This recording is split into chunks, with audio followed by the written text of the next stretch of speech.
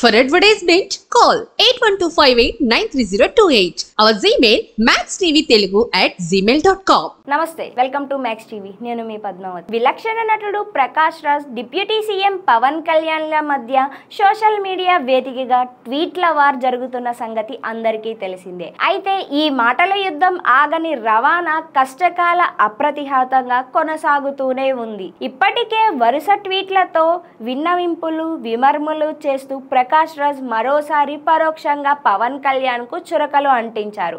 అయితే తిరుపతి లడ్డు వివాదంతో వీరిద్దరి మధ్య ప్రారంభమైన ఈ పంచాయతీ ఇప్పట్లో అయితే ముగిసేలా కనిపించడమే లేదు.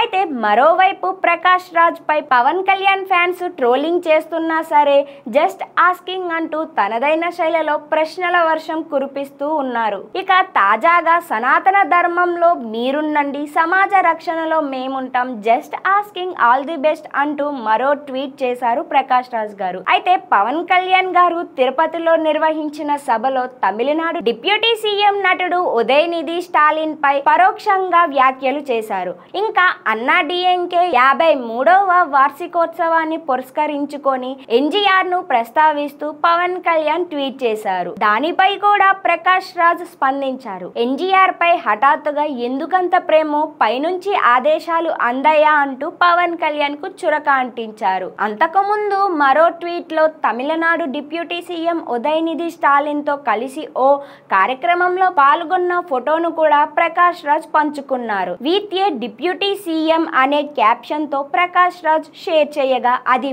బాగా వైరల్ అయింది. ఈ వీడియో మీకు ఇన్ఫర్మేటివ్ గా అనిపిస్తే లైక్ చేయండి, షేర్ చేయండి.